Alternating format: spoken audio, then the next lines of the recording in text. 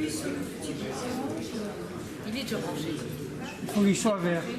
Il est branché. Oui, S'il non. faut que ce soit vert. Il faut que ce soit vert. Appuie.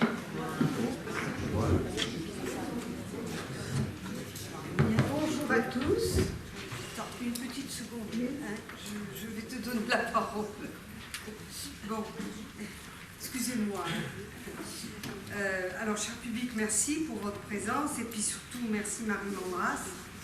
Je crois qu'on mesure le grand privilège que vous faites en venant à Toulon, hein, en conférence au Collège méditerranéen des libertés. Toulon, c'est pas la porte à côté. Alors, avant de donner la parole à Nicole Charlier de Chili, qui était très pressée de vous présenter, et administratrice du CML, qui a souhaité vous présenter, je voudrais vous dire que nous vous écoutons et nous vous lisons depuis longtemps. Et votre dernier ouvrage, publié chez Kalman Levy dans la formidable section Liberté de l'esprit et intitulé La guerre permanente, est à lire absolument. Alors, notre thème annuel, vous le savez, on arrive quasiment au terme d'ailleurs de ce thème, les grands changements, mais pour prendre conscience des grands changements, il ne faut pas avoir une mémoire de poisson rouge, hein, pour qui une guerre chasse l'autre. Nous n'aurions donc pas dû être surpris quand le 23 février 2022, Poutine envahissait l'Ukraine. Depuis son accession au pouvoir en 1999, Poutine a à son actif la Tchétchénie, la Géorgie, le Donbass, la Syrie et l'Ukraine, n'est que la continuation de ces guerres. Pourquoi s'engager dans cette spirale se serait-il arrêté? La nature de ce régime n'aurait-elle pas dû nous préparer à la guerre en Ukraine? Je ne sais pas quel philosophe dit M. Poutine, mais de toute évidence, enfermé dans le bunker de sa pensée, il n'a pas lu Simone Veil, la philosophe, qui dit « L'imagination d'une revanche empêche de sentir le contact du malheur. La revanche, en l'occurrence, serait contre un Occident satanique, voire nazi, comme il le dit si bien. Aujourd'hui, le malheur est là, et bien là, pour son peuple et pour les peuples contre lesquels il aura mené ses guerres. Mais aujourd'hui, nous n'avons pas d'autre choix que d'aider l'Ukraine, même si quelquefois j'entends d'autres opinions, que d'aider l'Ukraine à gagner cette guerre et à aider le peuple russe à se reconstruire, car il y aura bien un après-Poutine, et le plus tôt sera le mieux. Voilà. Je vous remercie pour votre attention. La conférence est dite.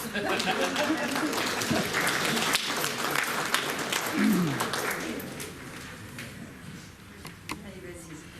Voilà, bonjour Marie Mandras et bienvenue à Toulon dans le cadre du CML. Vous êtes politologue et fille du sociologue Henri Mandras, qui est très connu. Et c'est avec plaisir que nous vous accueillons. Et je rappelle que le thème central de vos recherches, c'est la transformation de la Russie depuis les années 1991. 1991, c'est la chute de l'URSS. Et jusqu'à la période actuelle, ce qui fait une grande période quand même. Vos travaux portent sur les évolutions politiques, sociales et les processus électoraux en Russie, en Ukraine, en Biélorussie, sur la politique étrangère aussi de la Russie. Les thèmes de recherche, l'étude de la crise politique, économique, sociale et sécuritaire du système Poutine. Il y a eu l'année 2012, qui a été une année difficile, et les élections ont été contestées, et il y a eu des protestations, une efficacité d'un régime arbitraire et conflictuel. Et là, moi, j'avais un grand espoir en 2012 que ça se termine avec Poutine, et là, il est reparti de plus belle. C'est désespérant. Alors, je tiens beaucoup à votre conférence parce que j'espère que vous allez nous dire que ça ne peut pas durer longtemps encore. L'étude de la crise et politique, économique, sociale, sécuritaire du système Poutine et les élections contestées, des protestations, inefficacité d'un régime arbitraire et conflictuel. Bon, tout ça, on espère ça va disparaître, mais est-ce que c'est pour bientôt? Voilà. La transformation de l'équilibre stratégique en Europe, induite par les changements du régime politique en Ukraine, en Biélorussie, en Géorgie et en Arménie, dans un contexte de repli des États-Unis. Voilà. Merci beaucoup.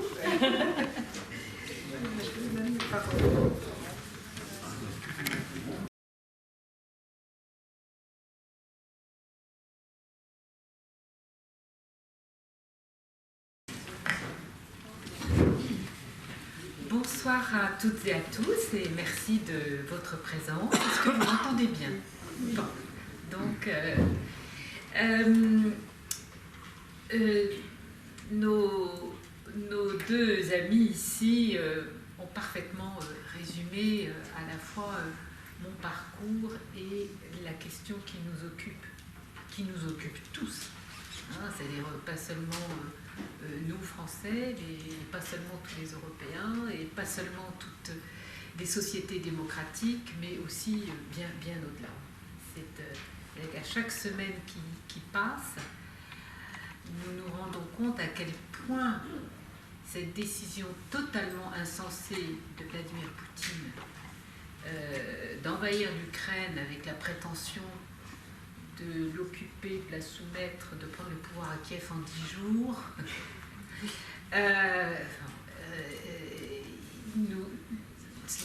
nous invite évidemment à nous interroger sur la nature de ce régime dictatorial et guerrier, et aussi sur le mental de l'homme.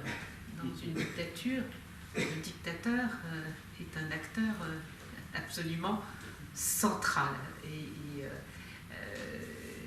j'ai eu la chance de le rencontrer plusieurs fois avant qu'il ne devienne totalement paranoïaque.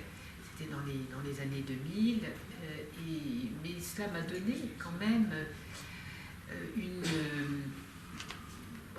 des impressions. Et les impressions qu'on reçoit d'une personne, surtout d'une personne très secrète, violente, et qui a énormément de pouvoir, ça compte. Dans mon métier d'universitaire, de chercheuse, ça compte. Tout comme je n'aurais pu faire des travaux que j'ai accomplis depuis toutes ces années si je n'avais pu m'appuyer sur les analyses, les témoignages de la plupart des grands acteurs de l'histoire russe et de l'histoire de l'Ukraine depuis une trentaine d'années. Et vous verrez dans mon ouvrage, je leur rends hommage. Je rends hommage à mon amie Anna Politkovskaya, la grande journaliste reporter en Tchétchénie qui a été assassinée le jour de l'anniversaire de Poutine, le 7 octobre 2006. Ensuite, une personne que je connaissais très bien et que j'avais rencontré pour la première fois en 1993 à Nijni Novgorod, où il était gouverneur de la province de Nijni Novgorod, Boris Nemtsov, et que j'ai ensuite revu régulièrement pendant 20 ans, qui a été assassiné le 27 février 2015 devant le Kremlin, sur le pont qui mène au Kremlin, enfin à la place Rouge et au Kremlin. Et d'ailleurs, je suis heureuse de vous dire qu'au bout de tant d'années, et donc 9 ans maintenant, il n'y a pas une journée où il n'y ait de nouvelles fleurs toutes fraîches posées sur le mémorial qui a été installé exactement à l'endroit où il a reçu les 3 balles du tueur. Et donc, quand je pouvais encore aller à Moscou, j'allais toujours bavarder avec les personnes, des personnes anonymes, enfin, qui prenaient des tours pour assurer la sauvegarde du mémorial, que bien entendu, de temps en temps, la police venait nettoyer d'un grand coup de jet. Et puis enfin, tout récent assassinat d'Alexei Navalny dans son camp, dans le Grand Nord, au-delà de l'Arctique, et que j'avais eu aussi le grand privilège de bien connaître dans les dernières années, donc avant son empoisonnement au Novichok en août 2020. Et tout ce que m'ont appris ces personnalités absolument remarquables et en plus très très sympathiques. Et j'en cite 3, mais je voudrais citer aussi deux très grands amis et formidables résistants russes, Vladimir Karamurza et Ilya Yashin. Je les connais tous les deux depuis plus de 20 ans. Ils ont été arrêtés, condamnés, comme vous imaginez, devant des juges aux ordres. L'un condamné à 25 ans de prison et l'autre, Yashin, à 8 ans et demi d'emprisonnement. Et c'était en avril 2022, donc la guerre avait commencé depuis quelques semaines.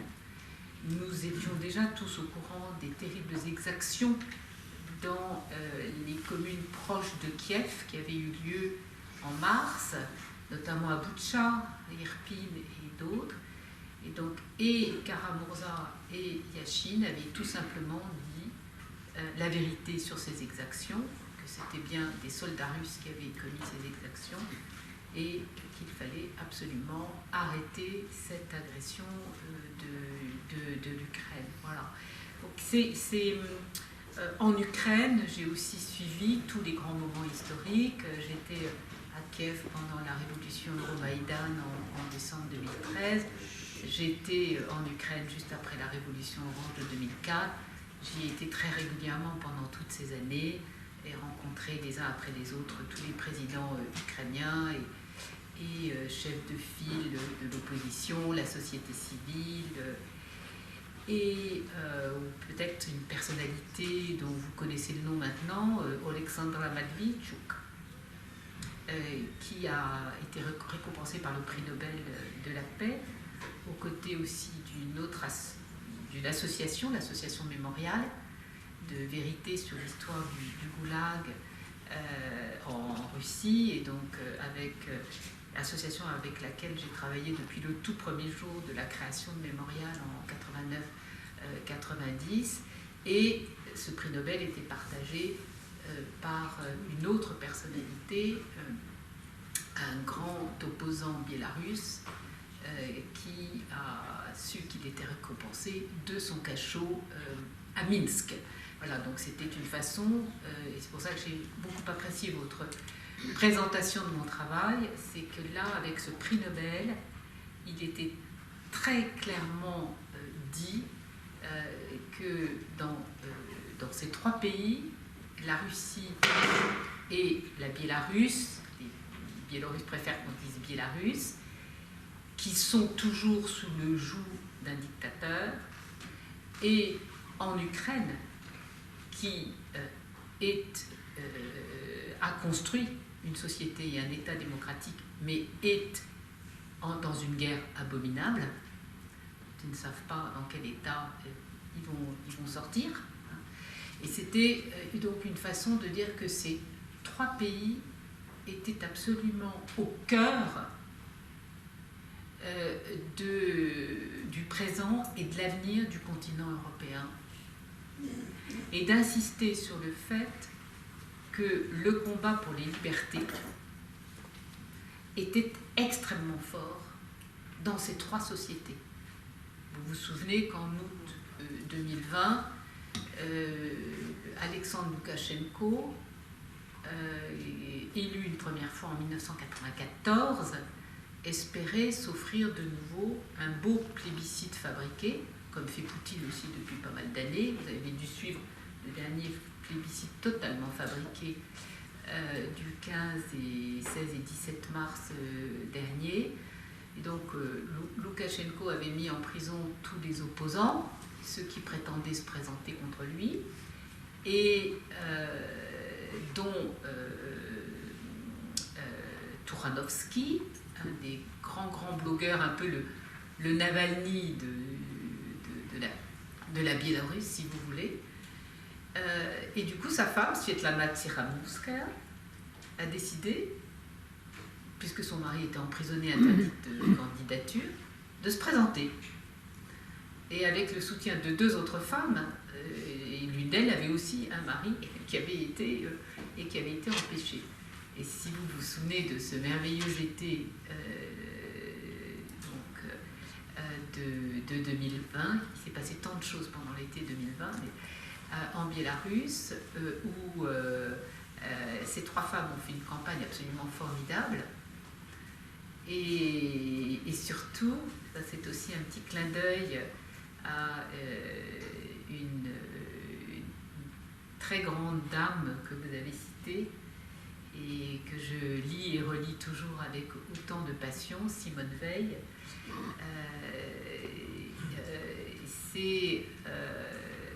Qui était aussi une féministe, et Loukachenko et tous ces gaillards et gangsters autour de lui, ils se sont dit, une petite femme au foyer, là, allez, on la laisse se présenter, on n'en fera qu'une bouchée. Et selon les observateurs indépendants, c'est-à-dire des électeurs et des personnes engagées, qui n'ont pas un statut d'observateur, c'est impossible dans une dictature, mais ont réussi quand même à suivre. Et Svetlana a probablement reçu plus des 2/3 des voix. Loukachenko, environ 12 à 14%. Et évidemment, il a fait déclarer des résultats où il avait 80%. Et il a essayé de mettre tout le monde en prison. Svetlana a fui dès le lendemain des résultats parce qu'elle a compris ce qui allait se passer. Svetlana Tsikhanouskaya fait un travail absolument extraordinaire. Je la rencontre aussi régulièrement. Elle est exilée à Vilnius. Elle travaille de près avec l'opposition en exil dans les pays baltes, en Pologne et ailleurs. Elle est très proche de Yulia Navalnaya, la veuve aujourd'hui de Navalny. Elle travaille étroitement aussi avec les Ukrainiens.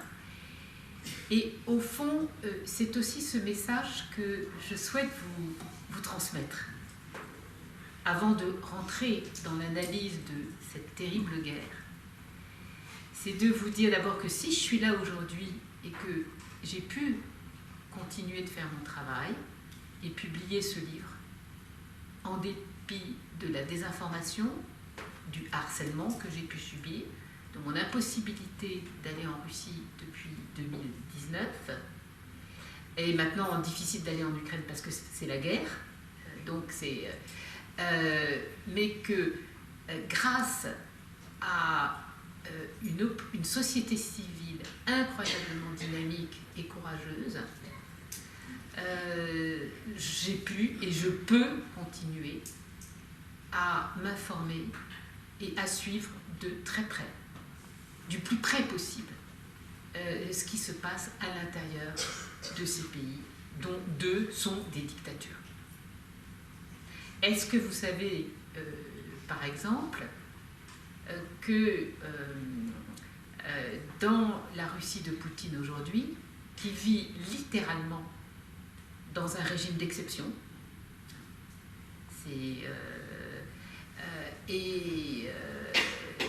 on y reviendra tout à l'heure, notamment quand je vous proposerai aussi mon analyse de l'attentat terroriste islamique qui a touché une très grande salle de concert à côté de Moscou, parce que ça me permettra finalement d'entrer dans cette problématique qui est souvent mal connue ou bien fait un tout petit peu peur. C'est-à-dire d'étudier à la fois les actes de terrorisme, de comprendre d'où ils viennent, qui les commet, et d'un autre côté, de travailler sur la terreur d'État, c'est-à-dire comment un régime de type dictatorial en réalité gouverne par la terreur d'État. C'est-à-dire la terreur qui est conduite quotidiennement par des millions d'hommes payés par le régime. Et qu'on ne peut comprendre l'un sans l'autre dans de nombreux cas.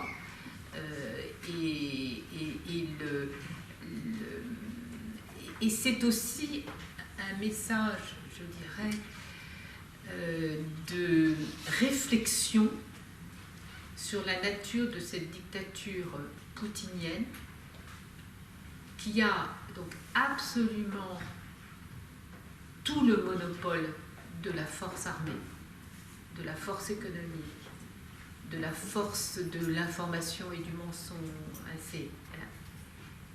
mais en même temps ne peut pas complètement rabattre le couvercle sur les réalités humaines, les aspirations des gens, sur le fait qu'il y a quand même des dizaines de terroristes qui se promenaient tranquillement en Russie, ont pu tranquillement rentrer dans une salle de 6000 places parce qu'il y avait zéro sécurité, tuer pendant 20 minutes et ensuite retrouver tranquillement leur petite Renault qui les attendait et parcourir au moins 300 à 400 kilomètres, il y a quand même un problème. Aussi, donc avant de rentrer dans le vif du sujet, vous serez peut-être surpris de savoir que des millions et des millions de personnes qui vivent en Russie réussissent à contourner la propagande et le mensonge que vous avez du matin au soir sur les télévisions officielles en se munissant d'un VPN. Donc ce formidable logiciel qui permet de franchir la barrière de la censure informatique. Et d'ailleurs, on a pu mesurer, moi j'ai pu avec mes collègues russes, on a pu mesurer pendant la première année de guerre, on a pu mesurer l'audience à l'intérieur de la Russie de nouvelles, d'aller chercher des nouvelles autres que les nouvelles officielles, donc d'aller chercher une vérité sur ce qui se passait vraiment en Ukraine, en Russie, etc. Tout simplement en mesurant le nombre d'achats de ce logiciel, ou même de cette location, enfin, voilà, qui a triplé tout de suite, évidemment, avec la guerre. On peut mesurer cela aussi, c'est dans cela que je peux continuer mon travail de politologue et sociologue, c'est qu'on peut mesurer le nombre de clics qui viennent de Russie ou d'ailleurs pour tous les réseaux sociaux, d'abord de l'équipe Navalny et de nombreux autres réseaux sociaux. C'est extraordinaire. Vous cliquez sur votre ordinateur Navalny Live, donc Navalny en direct. Moi, je suis depuis que ça a commencé à exister il y a maintenant plus de 10 ans. Eh bien, vous tombez sur Navalny Live. Donc, vous n'aurez plus Alexei Navalny Live et faisant ses petites blagues et ses analyses tous les jours en fin de journée. Mais vous aurez toujours beaucoup d'informations. Il continue les enquêtes de la Fondation pour la lutte contre la corruption qu'avait fondée Navalny en 2011. Et vous pouvez toujours trouver en ligne des centaines d'enquêtes et de vidéos de l'équipe Navalny, mais aussi de l'équipe Nemtsov, Yashin et d'autres. Ils sont également ils sont tous cités dans mon livre. Vous pouvez tous les trouver en podcast et de continuer à suivre cela. C'est très important pour comprendre que le combat continue, qu'en fait il n'a jamais cessé, mais que la dictature est devenue tellement violente, tellement cruelle, Et en plus, elle a plongé toute la Russie dans la guerre en Ukraine. C'est-à-dire, quand vous dites à 130 millions de personnes en Fédération de Russie que vous faites la guerre en leur nom contre 45 millions de personnes en Ukraine qui n'ont jamais menacé la Russie, les Russes ou Poutine, vous faites la guerre à votre propre population.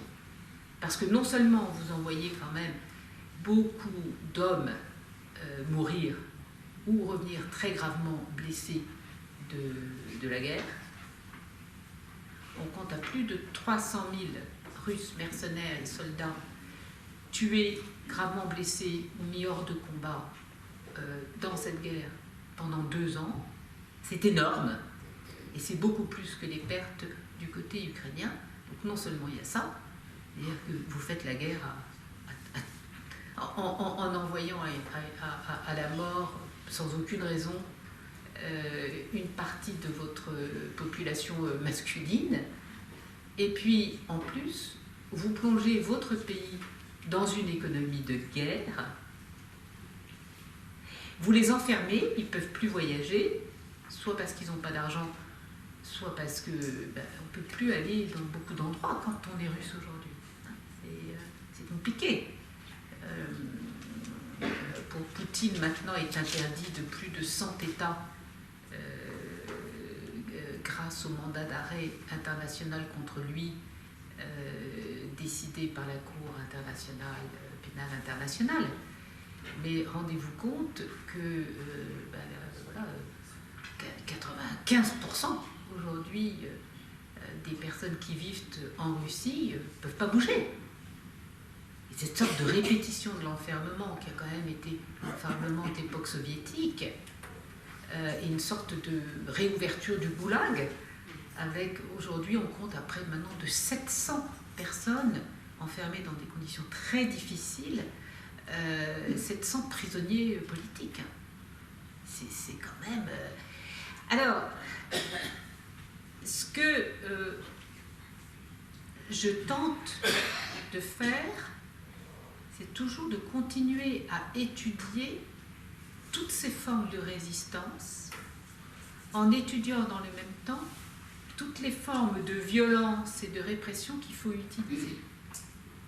C'est essentiel dans l'étude d'un régime de ce type, c'est de savoir quel est le coût de l'oppression des gens. Et c'est pour cela que j'ai une analyse qui est souvent assez différente de ce que vous pouvez entendre. La dictature peut tout, donc elle est très puissante.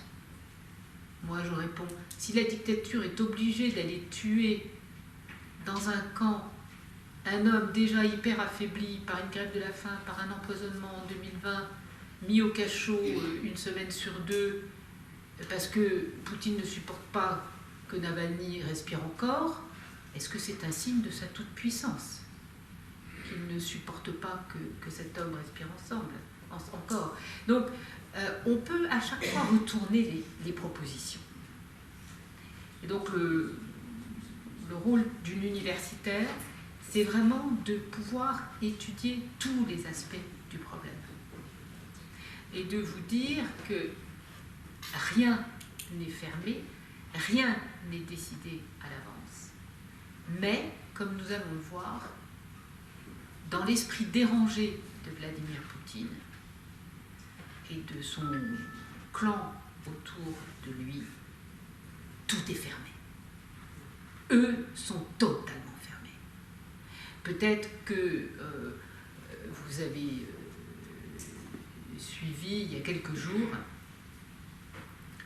la réaction du ministre de la Défense russe, Sergueï Shoïgu, à une demande de conversation téléphonique de notre ministre, Sébastien Lecornu, alors qu'il n'y avait eu aucune conversation, aucun échange à haut niveau pendant 18 mois avec des officiels russes, que ce soit Poutine, ses ministres ou d'autres.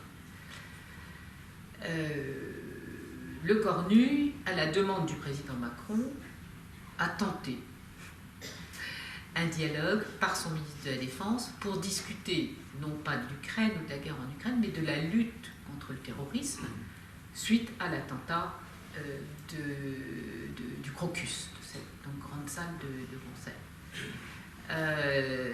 Ça s'est très mal passé, évidemment, cette conversation, puisque vous savez déjà quelle est mon analyse. Ils sont complètement enfermés. Et maintenant, ce sont des individus qui ne peuvent plus avoir, qui n'ont plus aucune capacité d'écoute ou de dialogue. Et ce qui est essentiel pour eux, c'est de ne jamais avoir tort et de survivre, et de consolider leur pouvoir.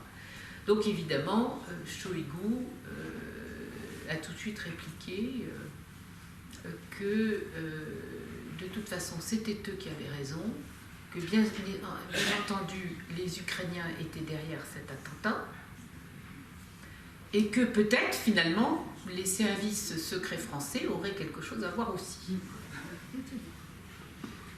Mais c'est très important, ce type d'information, parce que ça confirme l'évaluation que l'on doit faire des capacités, mais aussi des incapacités de Poutine et de son groupe. Et cette incapacité de critique, d'écoute, ce fait qu'ils soient complètement désinformés, parce que quand on crée le mensonge permanent, on finit plus par savoir s'il y a une réalité ou une vérité quelque part.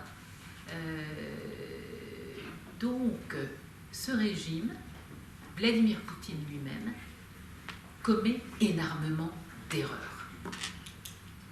Et c'est aussi une entrée dans l'analyse des dernières années. C'est-à-dire ne pas tomber dans le piège soit des poutinophiles, soit de ceux qui ne travaillent pas, soit ceux qui sont fascinés par les dictateurs, quels qu'ils soient, et de dire « Oh là là, mais Poutine, il enchaîne les victoires, il a fait la guerre en Géorgie, il a occupé des territoires, et puis il a pu annexer la Crimée, et puis il a pu occuper le Donbass, et puis il continue de faire la guerre en Syrie, et puis il continue à vendre beaucoup de pétrole et de gaz, il a réussi à tuer Navalny, comme si c'était très compliqué,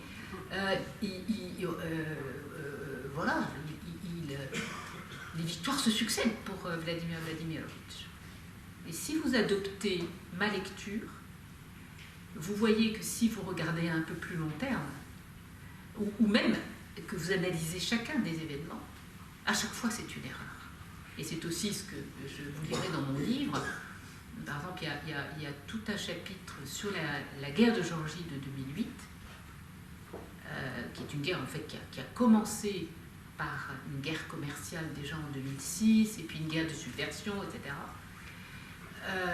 Eh bien, vous vous rendez compte que cette guerre de Géorgie s'est soldée par un semi-échec pour Poutine, puisque son objectif principal était d'éliminer le président géorgien et légitimement, par une forte majorité, président de la Géorgie en 2004, Mikhail Saakashvili, c'était de l'éliminer, de s'en débarrasser comme il voulait éliminer Zelensky, sa famille et son gouvernement.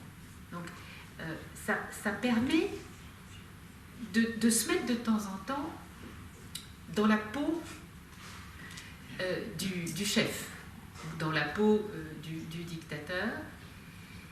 C'est-à-dire, au lieu de tout de suite conclure en fonction de nous, de notre rationalité d'Européens, démocrates, qui n'aimons pas trop faire la guerre, qui prenons notre temps pour prendre des décisions, qui avons besoin souvent de vote à l'Union européenne, de vote à l'OTAN, etc. Eh bien, si vous vous mettez à la place de Poutine, si plus vous êtes informé sur ce que voulait Poutine, ben vous voyez qu'il est sorti de cette guerre des 5 jours en août 2008 extraordinairement frustré et enragé, encore plus contre les Géorgiens et contre Saakashvili, d'ailleurs, qui s'est offert de tranquillement terminer son mandat jusqu'en 2011. Et que donc, il y a, bien sûr, Poutine a pu faire occuper les républiques dites séparatistes qui ont été reconnues par la Russie et seulement par la Russie, à l'intérieur de la Géorgie, donc l'Abkhazie et l'Ossétie du Sud. Mais ça n'a pas fait tomber le régime. Et aujourd'hui, Poutine a occupé plus que l'Est du Donbass qu'il avait occupé en 2014 déjà, parce que la guerre d'Ukraine, elle a commencé en 2014, il y a 10 ans. Hein. Mais il n'a pas réussi à faire tomber Zelensky. Il est dans une rage totale. Il n'a même pas, comment dire, le plaisir de la satisfaction d'avoir tué tant d'Ukrainiens, d'avoir détruit autant de villes, dont la magnifique Mariupol, etc. Puisqu'il lui reste cette rage de ne pas avoir pu éliminer Zelensky et les autres de l'État ukrainien. Donc, je vous donne, là, si vous voulez, mon cheminement et les conclusions provisoires auxquelles je peux arriver, car dans ces 25 ans de règne poutinien, on ne peut pas passer à côté du comportement de l'homme, qui a peu à peu accumulé absolument tous les pouvoirs. Et en particulier un pouvoir, et qui est aussi une des clés de l'analyse dans mon livre, c'est le pouvoir de la transgression totale. Seul le chef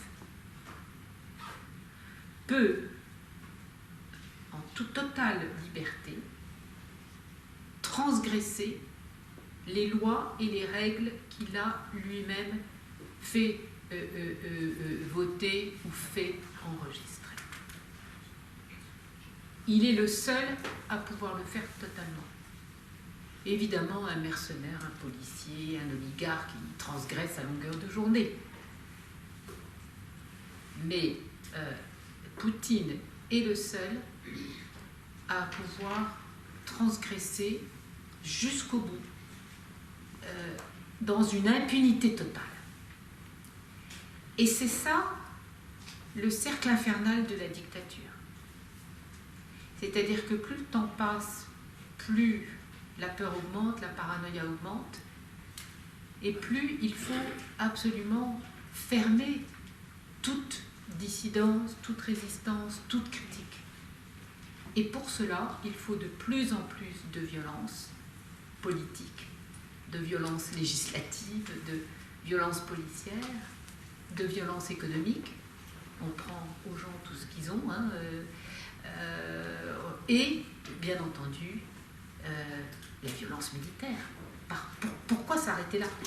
On a une armée, on a l'arme nucléaire, on considère qu'on devrait être reconnu comme une très grande puissance parce qu'on a toujours le nucléaire et je ne sais pas combien, 11 fuseaux horaires.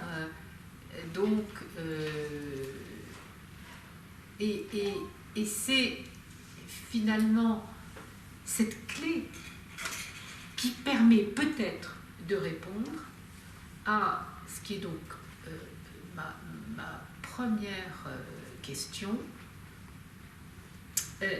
C'est pourquoi la guerre? Pourquoi cette guerre? Il y a deux façons d'aborder ce sujet. C'est d'abord de dire, comme vous l'avez dit très justement, Marie-Paul tout à l'heure, bon, bah, il est arrivé avec une guerre en Tchétchénie en 99. Si Poutine n'avait pas fait la promesse aux services spéciaux et à l'armée de prendre leur revanche contre les Tchétchènes, qui avaient battu l'armée russe en 96, il n'aurait jamais été placé à la tête de la Russie. Il n'a pas été élu, il a été placé, il a été choisi parce qu'il était le chef du FSB, successeur du KGB. Ensuite, vous suivez les autres guerres militaires. Hein. Vous avez donc la Géorgie, et puis vous avez ensuite la Crimée, le Donbass, la Syrie, et aujourd'hui la guerre d'agression. Donc oui, il y a un crescendo, il y a un crescendo, et il y a à chaque fois, eh bien, tout simplement, une facilité à commettre des crimes de guerre, des agressions, des bombardements contre des civils qui de nouveau n'ont jamais, à aucun moment menacé la Russie. Et puis ça passe, à chaque fois ça passe. La Tchétchénie n'a pas fait grand-chose. C'était des massacres terribles, des dizaines de milliers de tués parmi les civils. Bon. Ensuite la guerre de Géorgie, qui est quand même, c'était la première fois que la nouvelle Russie post-soviétique attaquait un pays souverain, membre de l'ONU.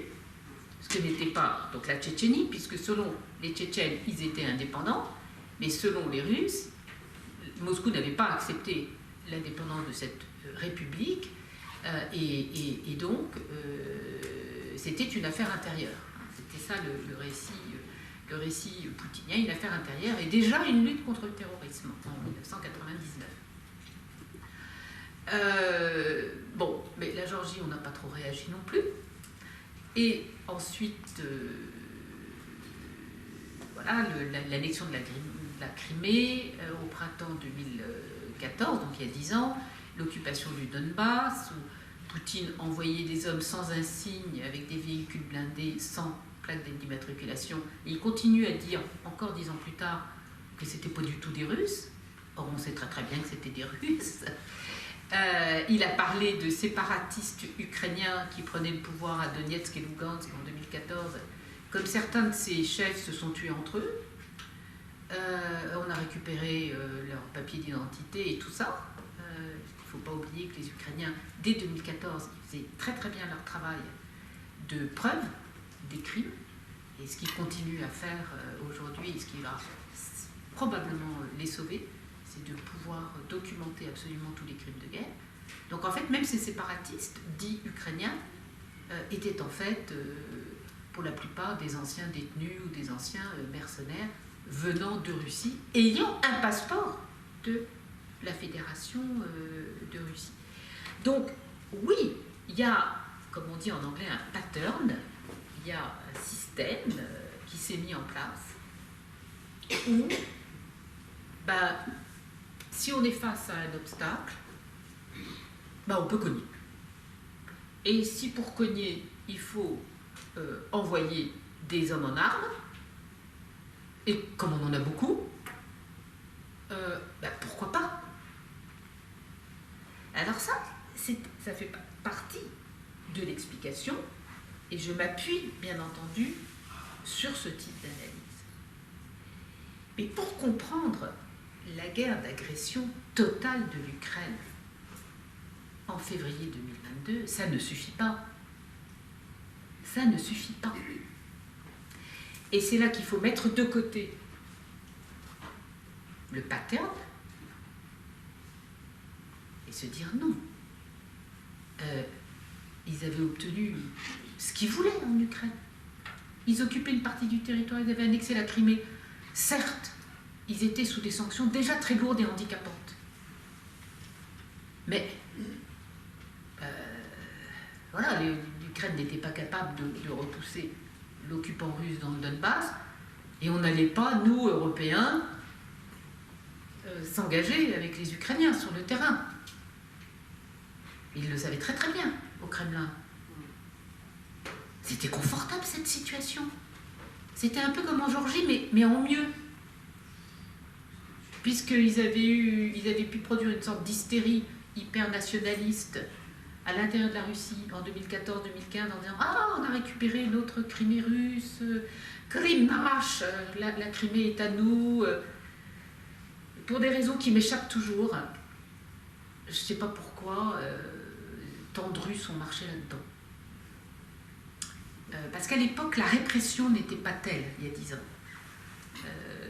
Par exemple, toutes les Nemtsov, Navalny, Yashin, Karamazov et tout cela ont énormément combattu l'occupation russe de l'Ukraine dès 2014. Mais en plus, ils avaient obtenu ce coup de maître, peut-être prévu, peut-être pas prévu, de tout d'un coup rassembler des millions de Russes derrière une violence extrême.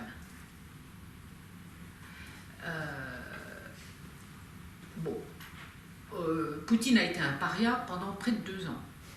Il a été sorti du G8, qui est redevenu le G7 au printemps 2014. Les députés russes au Parlement du Conseil de l'Europe ont perdu le droit de vote et ont été priés aussi de quitter les lieux. On a eu un certain nombre de mesures de ce type, mais moins de 2 ans plus tard, Poutine était de nouveau invité à droite et à gauche.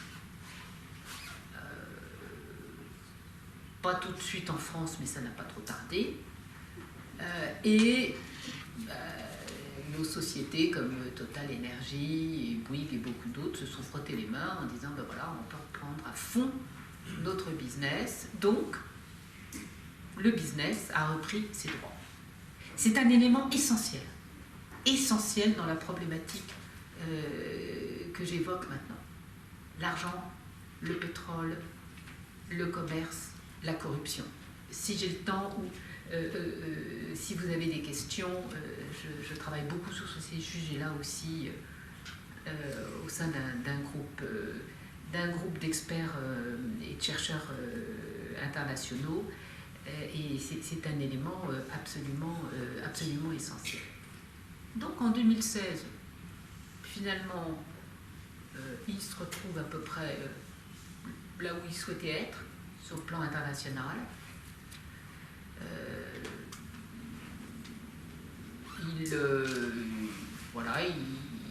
Il avait retrouvé son poste de président en 2012. On pourra dans les questions aussi revenir à ce grand tournant de 2011-2012 où Poutine a cru perdre le pouvoir. Il a eu très très peur cette fois-là.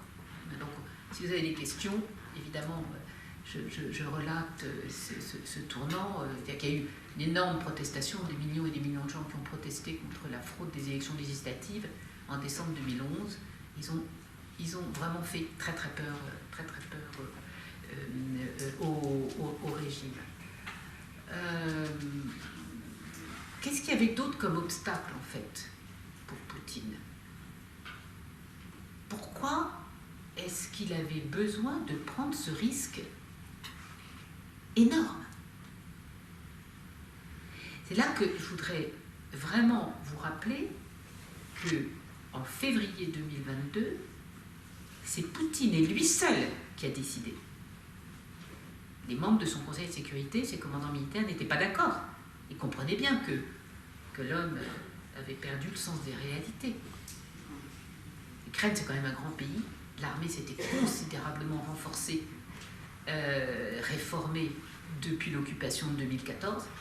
Ils avaient tous les Occidentaux derrière eux pour les aider, parce qu'ils savaient très bien que l'Ukraine était occupée et qu'on ne savait pas ce qui allait se passer demain. Donc l'Ukraine était évidemment beaucoup mieux armée, son économie aussi allait beaucoup mieux, les Ukrainiens étaient sans cesse invités à l'Union européenne, à l'OTAN, eux vraiment... Donc les membres du Conseil de sécurité de Poutine, ses ministres, ses commandants militaires, ont été terrorisés quand ils ont entendu Poutine déclarer qu'il fallait aller dénazifier et démilitariser toute l'Ukraine. Donc, qu'est-ce qui s'est passé? Pourquoi Vladimir Poutine, qui avait, si on regarde les faits, qui était vraiment dans une situation de non-concurrence à l'intérieur du pays. Il avait éliminé Navalny de la course à la présidentielle en 2018. Il le faisait suivre par un groupe d'empoisonneurs depuis fin 2016.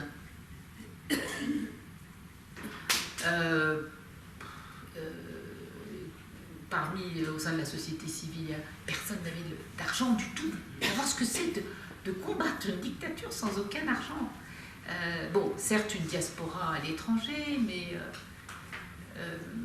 les prix du pétrole et du gaz, comme vous le savez, avaient bien remonté, qu'il y avait beaucoup d'argent. L'argent, c'est important dans une dictature. Enfin, ça nourrit le clientélisme. On achète tout le monde. Un oligarque qui ne fait pas exactement ce qu'on lui demande, hop, on lui retire un contrat, on lui retire un peu d'argent. Vraiment, il était en état de puissance. Il était en état de puissance. Et le système était tellement bien verrouillé qu'il ne risquait pas grand-chose. Alors, c'est là que doit faire intervenir le facteur vieillissement du régime et le facteur mégalomaniaque, paranoïaque, comme vous voulez le terme, et encore ce sont des termes qui sont en dessous de, à mon avis, du diagnostic clinique que ferait un psychiatre. L'homme n'est plus le même. La situation politique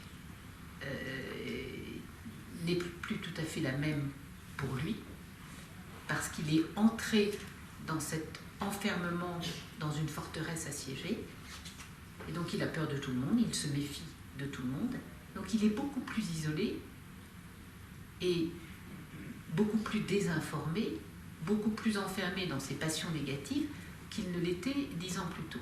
Ça, c'est, je crois, une explication importante. Et souvent, vous entendrez des experts le minorer. Je pense qu'ils se trompent. Parce que si on regarde tous les autres facteurs, il avait énormément à perdre avec l'invasion de l'Ukraine et les exactions des militaires qui ont commencé dès le lendemain de l'invasion. Et qu'avait-il à y gagner au fond? Qu'avait-il à y gagner? Alors, première chose, le risque. Dans tous mes précédents écrits, jusqu'à, je dirais, 2018-2020, je constatais et écrivais toujours que Poutine n'aimait pas prendre de risques. C'était un homme qui construisait son système, mais il avait bien appris ça à l'école du KGB. On ne lance une bagarre que si on est sûr de la gagner. On ne lance une guerre que si on est sûr de la gagner.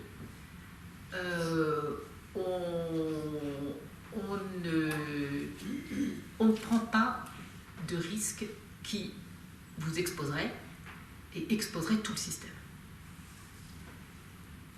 Et puis là, depuis 2020, c'est-à-dire le Covid, je n'ai pas le temps de vous raconter toute cette époque, mais je pense que le chapitre, mon avant-dernier chapitre qui s'appelle l'escalade, qui est l'histoire de ces années charnières 2020-2021, sont essentiels pour comprendre. Comment ce désir irrépressible de guerre et de destruction a monté. Il a eu peur du Covid, mais une peur absolument qu'il ne pouvait pas gérer. Il s'est bunkérisé, il changeait de bunker. Il a fait aménager des bureaux identiques à celui de son bureau au Kremlin dans plusieurs autres résidences. Les faits sont absolument connus, hein, et grâce à tous les grands enquêteurs, justement, à la fois équipe Navalny, mais Bellingcat, The Insider et d'autres. Il y a beaucoup de photos de drones, et puis aussi des photos de Poutine qu'on voit donc dans ce même bureau qui est censé être son bureau du Kremlin, mais on voit quand même qu'il y a des petites choses qui ne sont pas pareilles. Et pendant 18 mois, on le voit très peu, il ne fait pas de voyage, Et ces très très longues tables, vous vous souvenez, ces très longues tables blanches, notamment quand il a reçu Emmanuel Macron 2 semaines avant d'agresser l'Ukraine, c'était pas juste pour impressionner les gens. Vraiment, il avait besoin de cette distance immense. Et ça, sur le plan psychologique, c'est très important. Puis quand, par exemple, le 21 février au soir, il avait reçu les membres de son conseil de sécurité, là, c'était pas le président Macron ou un ennemi occidental, il s'était mis très très loin dans cette grande pièce du Kremlin, et il y avait les 12 membres là qui étaient loin, écartés les uns des autres. Quand même, le 21 février 2022, le Covid, il y a encore du Covid, enfin bon. Donc je pense qu'il y a un autre aspect. Et là, on voyait même physiquement le retrait de cet homme dans sa forteresse vide, j'allais dire, pour employer le terme de Bettelheim en psychanalyse, mais aussi donc cette distance que l'homme prenait avec les réalités et avec les humains, une sorte de distance qui permettait de construire toute forme de fantasme, de peur et de ces désirs de revanche dont Simone Veil disait très bien qu'elle ne pouvait conduire qu'à la destruction et à l'annihilation. On a eu aussi, évidemment, pendant ces années 19, 20, 21, beaucoup de transformations à l'extérieur de la Russie. En Ukraine, Zelensky a été élu en 2019. Et puis il y avait Trump qui était président jusqu'à fin 2019. Ça a aussi pas mal perturbé les calculs au Kremlin. L'Ukraine a développé de plus en plus ses relations avec l'Union européenne, ses relations avec les sociétés voisines, avec la Moldavie, avec la Pologne.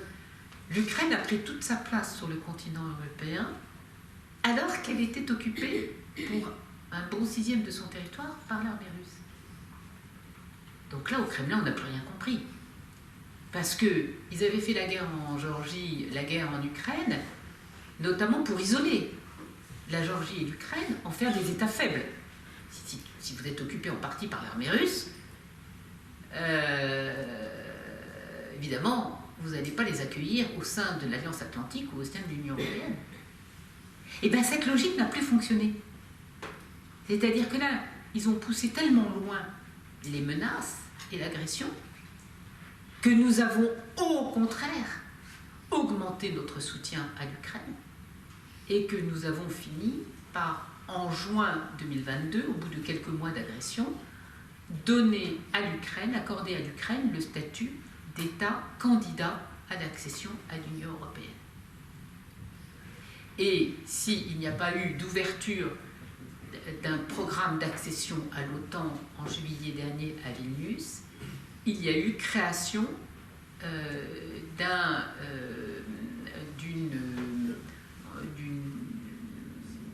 d'un partenariat très serré Ukraine-Alliance Atlantique, et avec un engagement à tout faire pour les libérer de l'agresseur russe et qu'ils puissent ensuite rejoindre l'Alliance Atlantique. Donc on voit que si on suit tout ça pas à pas, que Vladimir Poutine s'est enfermé dans une logique infernale qu'il ne peut pas arrêter, parce que c'est très facile de lancer la spirale, mais faire la désescalade, c'est beaucoup plus compliqué.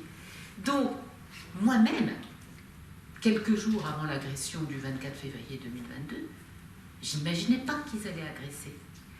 Parce que j'étais encore dans cette rationalité, mais finalement, il est en bonne posture.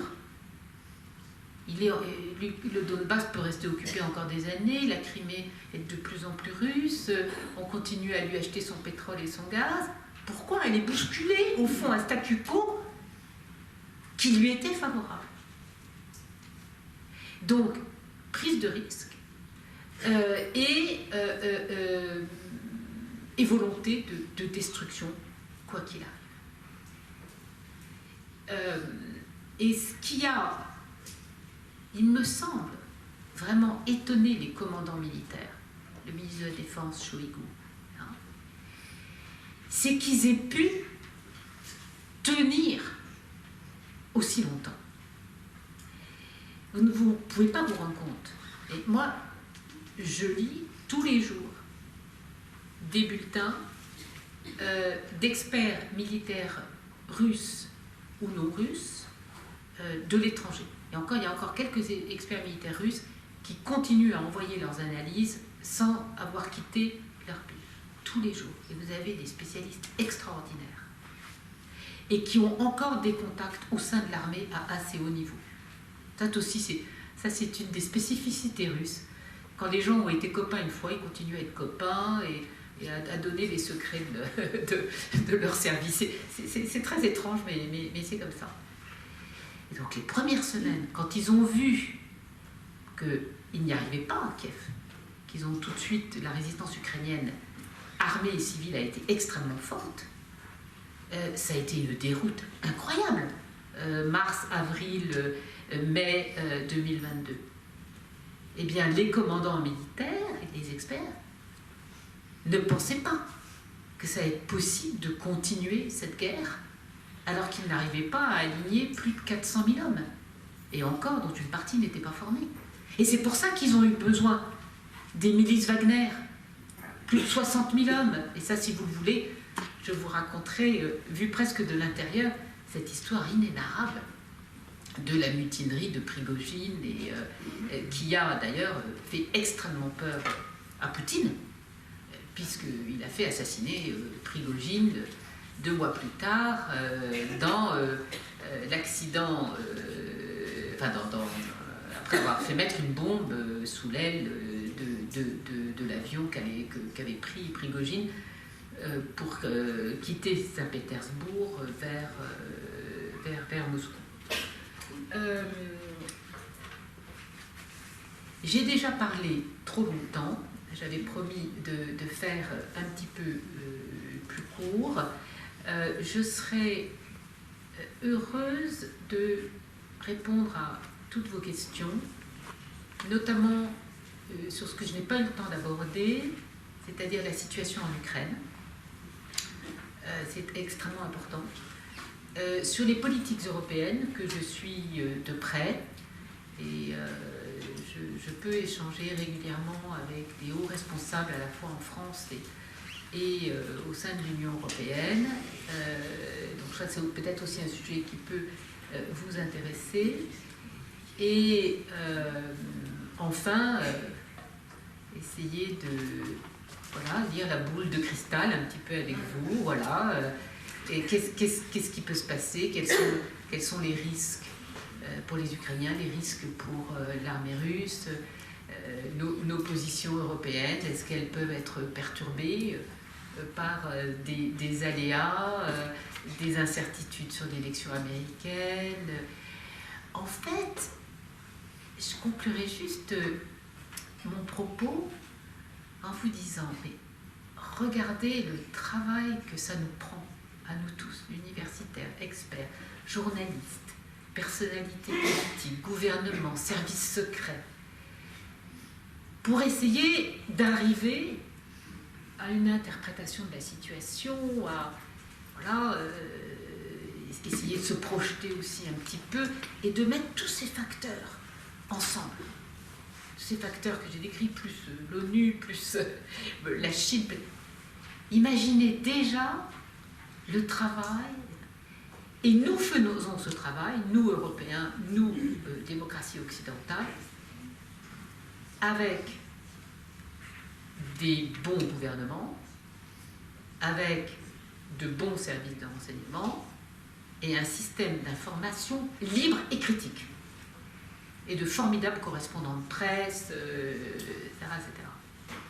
Et on discute entre nous, t'es pas d'accord, moi je suis pas d'accord, c'est ça qui fait avancer la connaissance. Alors mettez-vous juste pendant une demi-minute à Moscou, et pire, derrière les murs de la forteresse. à votre avis, quelle est la qualité de leur analyse? J'espère que ça vous invitera aux questions. Merci.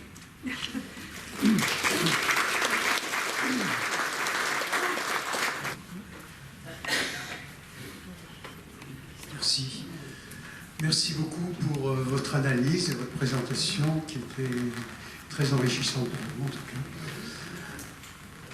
Une question, c'est par rapport à l'ONU et tous les pays, les autres pays, leur position.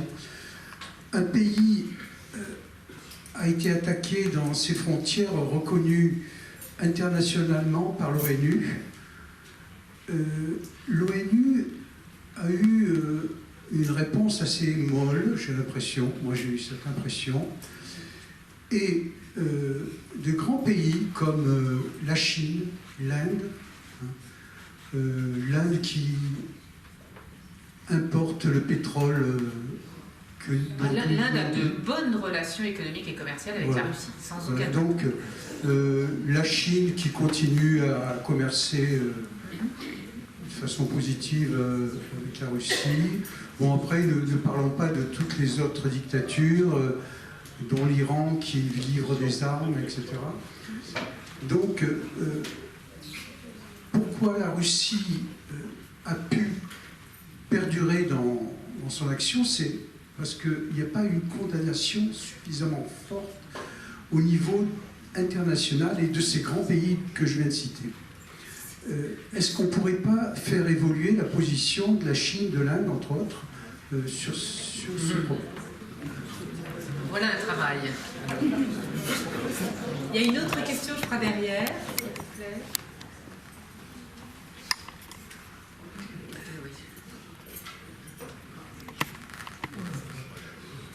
Bonjour, merci beaucoup.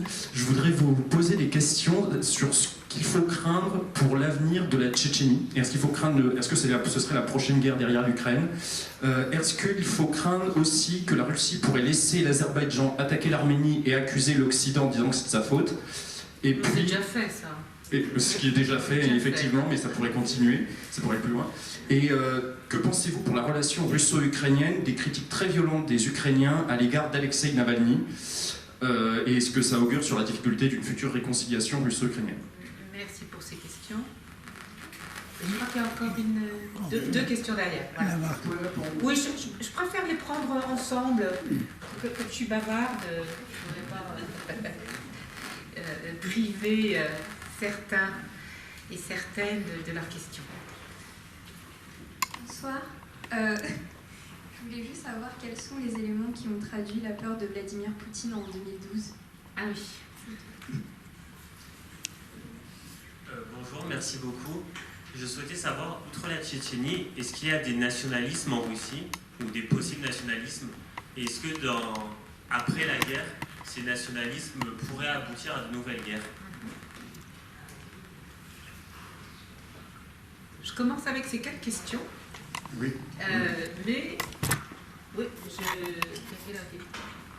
Mais il y aura le temps pour encore 4 questions ensuite. Merci de les préparer. Merci pour ces 4 excellentes questions et qui me permettent de prolonger sur certains points. Je vais les prendre dans l'ordre. La question sur l'ONU, elle est éminemment sensible, préoccupante et actuelle, avec la guerre israélienne à Gaza, après les attentats terroristes du Hamas. Et je crois que après 6 mois de terreur à Gaza, oui, là, l'incapacité de décision de l'ONU pose question. L'ONU, c'est un organisme qui réunit plus de 190 États. Ce n'est pas équivalent à l'Union européenne qui réunit 27 États, mais fonctionne également, par certains aspects,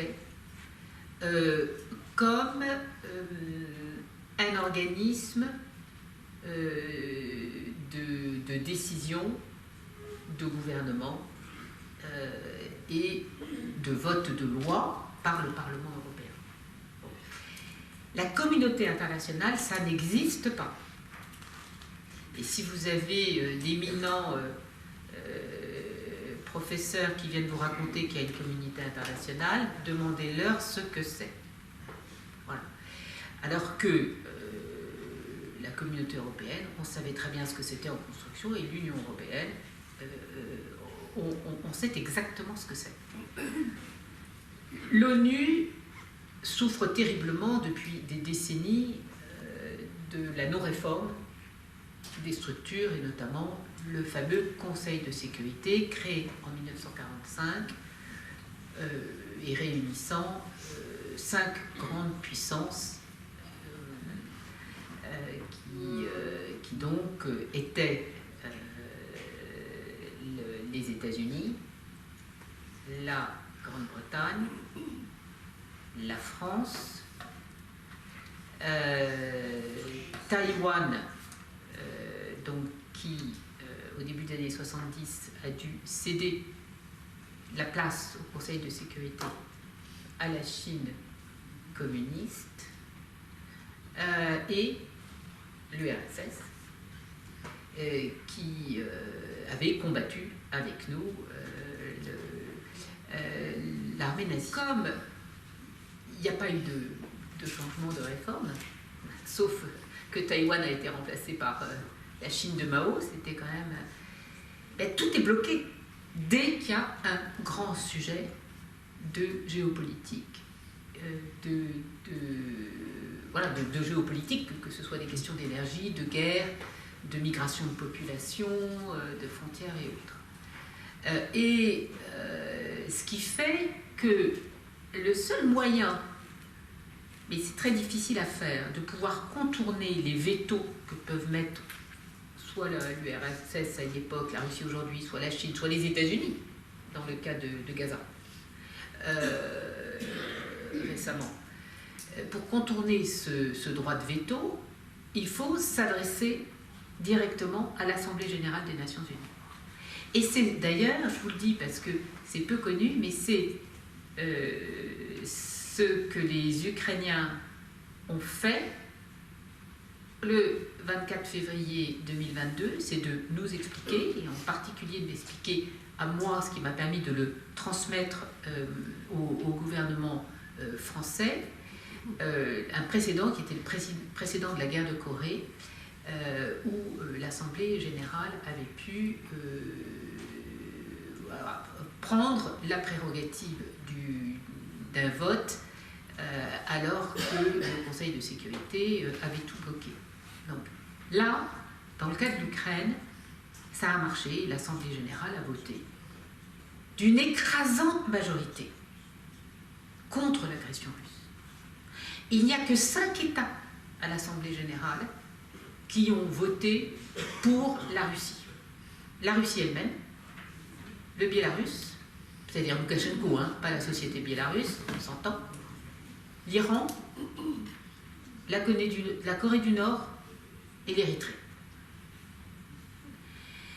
Les grands asiatiques dont vous parlez, notamment la Chine et l'Inde, se sont soigneusement abstenus. Il n'existe pas de Sud global. C'est une invention.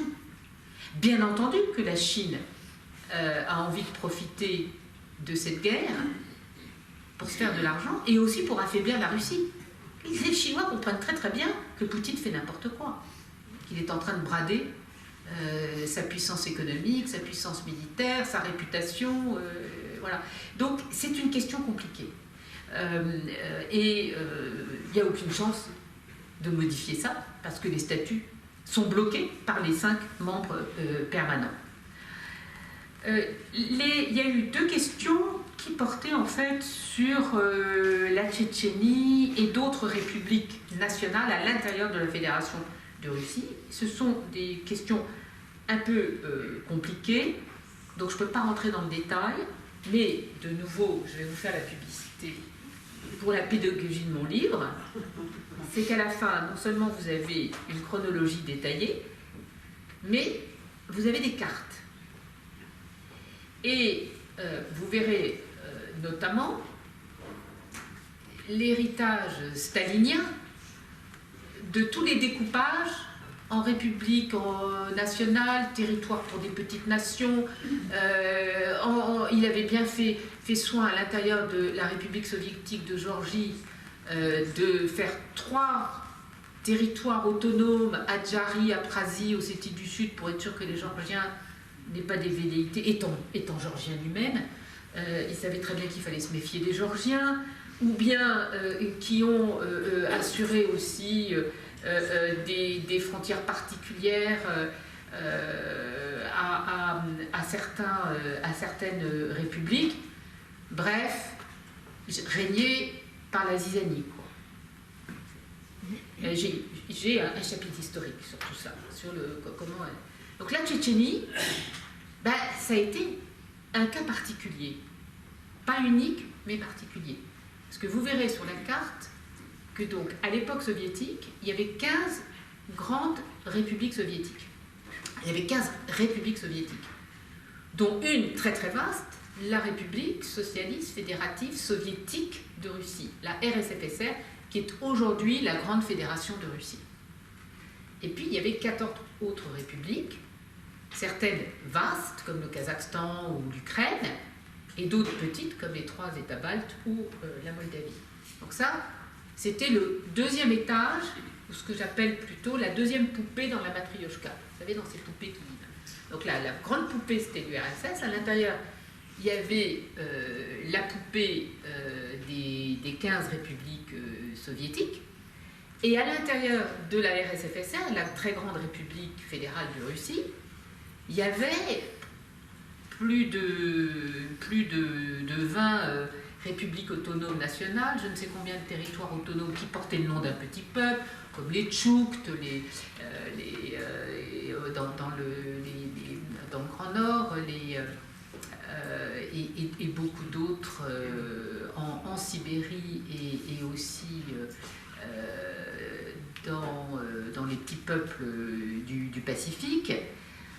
Et la Tchétchénie, avec d'autres petites républiques autonomes du Nord-Caucase, Daghestan, Kabardino-Balkarie, Ingouchétie, etc., se sont retrouvées au moment de l'éclatement de l'URSS prisonnières des frontières administrativo-politiques de l'époque soviétique, donc faisant partie de la Fédération de Russie, présidée à partir de 1991 par Boris Yeltsin.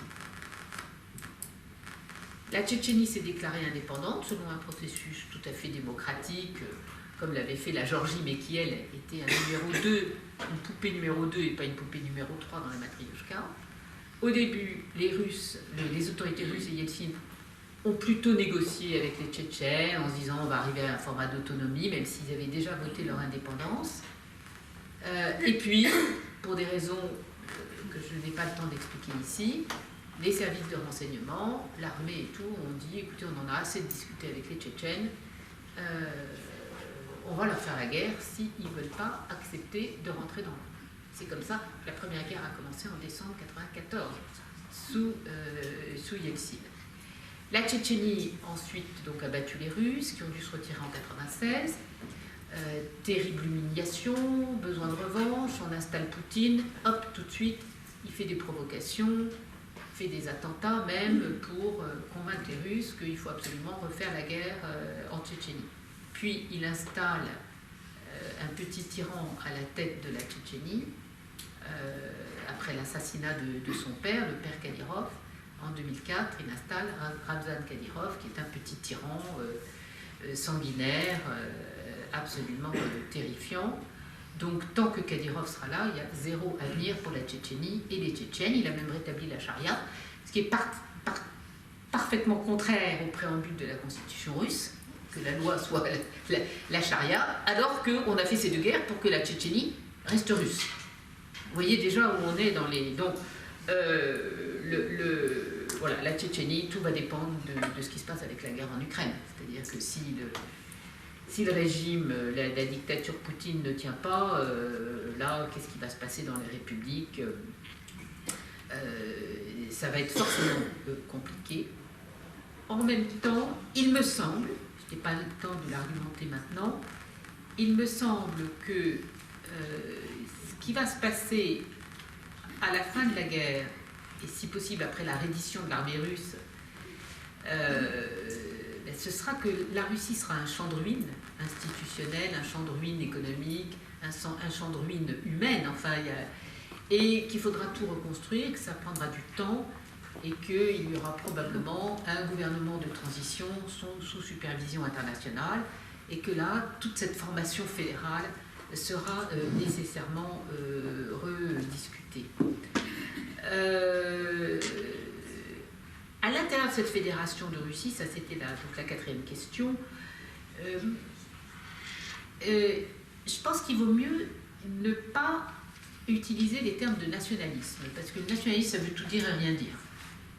Comme ceux qui prétendaient que Navalny était nationaliste, bah oui, il disait comme Anna Politkovskaya, s'il y en a une qui est patriote et nationaliste ici, c'est bien moi, parce que je suis contre la guerre en Tchétchénie, parce que c'est moi qui vais interviewer les soldats qui sont revenus d'Afghanistan ou qui reviennent de Tchétchénie avec une jambe en moins et la tête à l'envers, alors que le régime Poutine ne s'occupe pas d'eux. Donc, je dirais plutôt que il y a au sein de toutes ces nations opprimées, la plupart ont été déportées et massacrées par Staline pendant la Seconde Guerre mondiale, dont les Tchétchènes, les Ingous, une partie des Ukrainiens, des Biélorusses, tous les Lituaniens. Bon. Il y a évidemment, c'est l'histoire d'un empire terrible et d'une URSS terrible vis-à-vis de ces nations et nationalités, surtout celles voilà, qui pouvaient poser problème au Kremlin. Pour ces pays, pour ces peuples, pour ces individus, c'est une question de survie. Ça va être une question de survie, de savoir comment ils seront gouvernés un jour. Et certainement que le système actuel poutinien, à part pour les élites dirigeantes qui s'enrichissent, ça leur convient absolument pas. Enfin, pour l'histoire des années 2011-2012, de nouveau, je vous invite à lire le chapitre qui est consacré à cette période, parce que là, je n'ai vraiment pas le temps. En 3 mots, situation un peu particulière, c'est que Poutine, qui à l'époque ne voulait pas tordre le cou à la Constitution, ne pouvait pas faire plus de 2 mandats successifs, donc a installé son fidèle lieutenant Medvedev, qui avait été son Premier ministre, à sa place au Kremlin, tout en gardant les prérogatives évidemment qu'il avait, notamment toutes les prérogatives régaliennes et le contrôle des services et de l'armée, etc. Poutine avait conservé tout ça. Mais quand même, Poutine voulait revenir au Kremlin en 2012. Et donc, il était très important de réussir les législatives de décembre 2011, c'est-à-dire les frauder un maximum, éliminer les vrais opposants à Poutine, parce qu'il y en avait. Et donc des millions de personnes sont sorties dans les rues et on dit Poutine ou Radi, Poutine dégage. Voilà, tout le monde disait Poutine ou Radi. Et puis ensuite, voilà, ça a été l'enclenchement de la répression, un contrôle total du vote de la présidentielle de mars de 2012. Mais ça a laissé à Vladimir Poutine et à tous ceux qui sont avec lui, à son parti, au mouvement politique, ça leur a laissé un goût de peur et de haine qui est certainement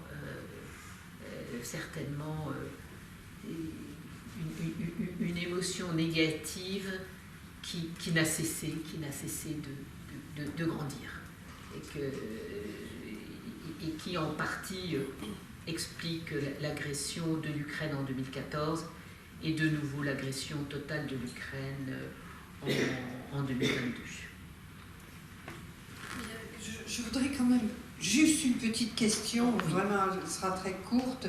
Je me demandais de quelles ressources supplémentaires Vladimir Poutine pourrait-il parce qu'il faut que ça s'arrête, il va falloir qu'il y ait un moment les ressources se tarissent d'une façon ou d'une autre. Bien sûr. C'est-à-dire que l'homme est dans ses fantasmes et ses émotions, mais il se frotte de temps en temps en réalité.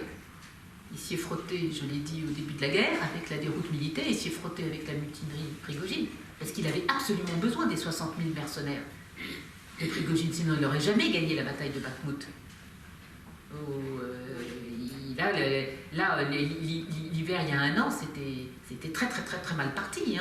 Donc oui, il s'est coltiné les réalités et lui et ses chefs militaires et tout le clan autour de Poutine, ils ont eu très très peur à plusieurs reprises depuis cette guerre qui, de nouveau, c'est eux qui l'ont initiée de manière absolument criminelle. C'est pour ça qu'un tribunal pour juger du crime d'agression va être créé, parce que la Cour pénale internationale ne peut pas se saisir du crime d'agression. Ils peuvent se saisir des crimes de guerre, des crimes de génocide, crimes contre l'humanité, mais pas le crime d'agression. En ce moment, ils sont face à un problème de capacité. Ils n'arrivent plus à mobiliser des hommes. Et puis quand ils les mobilisent, ils ne sont pas formés. C'est pour ça qu'on a eu tant d'hommes morts. C'était de la chair à canon, là, à Bakhmout et à Avdiivka et ailleurs. Et comme eux, les Ukrainiens, ils ménagent les vies humaines et la vie de leurs soldats, ils ont préféré lâcher quelques kilomètres carrés, mais ne pas avoir autant de tués et gravement blessés. Il faut vous dire aussi que ce régime mortifère a mis 1000 km de mines tout le long de la ligne de front.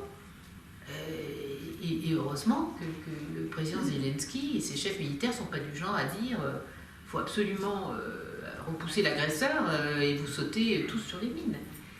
Voilà, on est face quand même à une guerre terrible, extraordinairement violente. Mais pour ce régime, la vie humaine ne compte pas.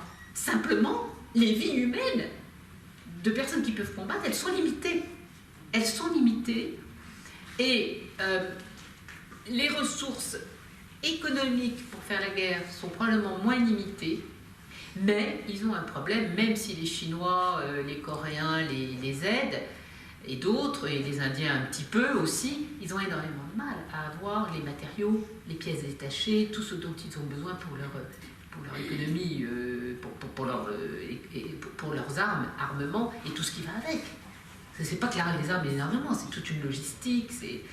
Donc ils ont des problèmes énormes. Ils arrivent à produire plein d'obus, c'est pour ça qu'ils bombardent les civils en permanence, mais c'est quand même le terrorisme du pauvre.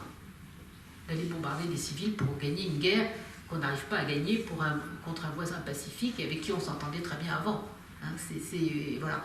La problématique est qu'en Ukraine, il y a aussi un problème de mobilisation des hommes. Les hommes ne veulent plus y aller. Ils comprennent que ça va durer.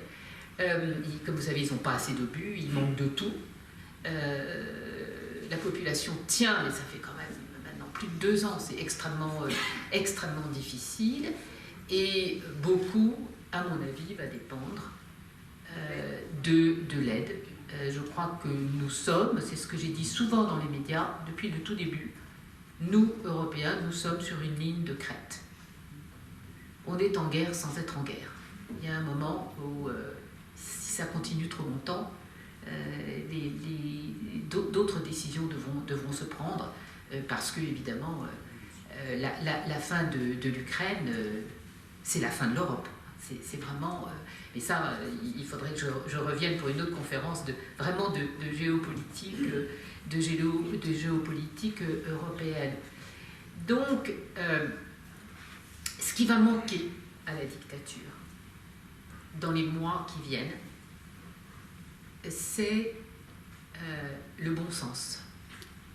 Le bon sens, la bonne information, la bonne stratégie. Et ça, je suis désolée, mais je ne la vois pas. Je ne la vois pas. C'est bon signe. Ça veut dire qu'ils s'enfoncent dans une guerre qu'ils ne peuvent pas gagner, au sens d'occuper toute l'Ukraine. Mais non, ça c'est... Ils n'ont même pas été capables de prendre Kiev. Bien sûr, Poutine, demain, dans son mensonge permanent, peut déclarer « Ah ben écoutez, moi j'arrête parce que j'ai gagné ma guerre. J'ai récupéré la ville de Mariupol, bon, j'ai pas récupéré la ville de Kherson, mais j'ai quand même annexé toute la région alors que je l'occupe pas. Bon ben en fait c'était ça mon but de guerre, il y a 2 ans et demi ou il y a 3 ans. Donc j'ai gagné. » Ça, c'est la seule chose qu'il puisse être tenté de faire. Mais il n'y arrivera pas. D'abord parce que chez lui en Russie, il y a quand même trop de familles qui ont perdu quelqu'un, soit tué, soit gravement blessé. Et l'économie de guerre, finalement, a rendu le système de moins en moins performant. Et vous avez vu le nombre de gens qui rendaient hommage à Navalny, et c'est pas seulement dans des grandes villes.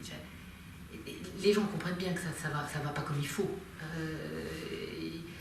Il y a peut-être un tiers des Russes qui sont vraiment otages de la dictature et du discours, mais pas plus d'un tiers, je dirais. Simplement, dans une dictature, on ne peut pas s'exprimer, sauf aller porter des fleurs en prenant des risques sur une tombe. Donc,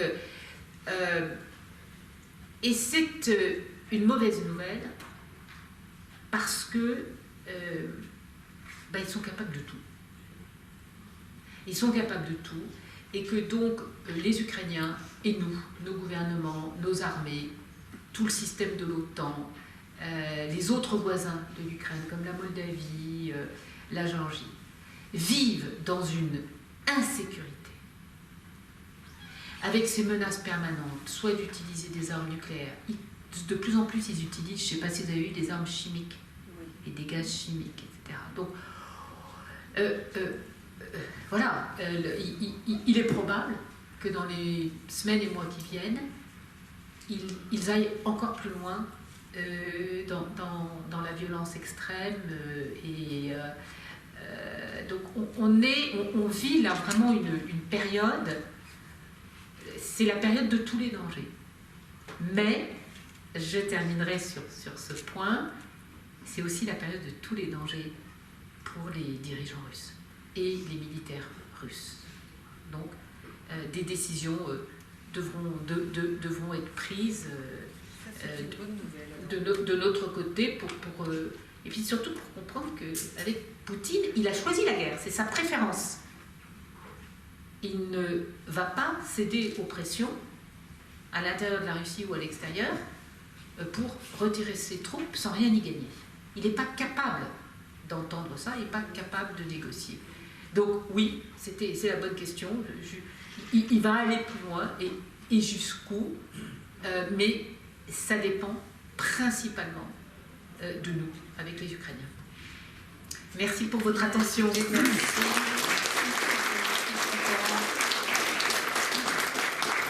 Alors, je vous donne rendez-vous dans 15 jours, le 29 avril, pour la dernière conférence de notre cycle. Après, on va travailler, on va préparer l'année prochaine. Ce sera Stéphane Audouin-Roudot sur la question du risque oublié de la guerre. Désolée, on va encore en parler, mais je crois que c'est inévitable. Voilà, merci pour votre présence.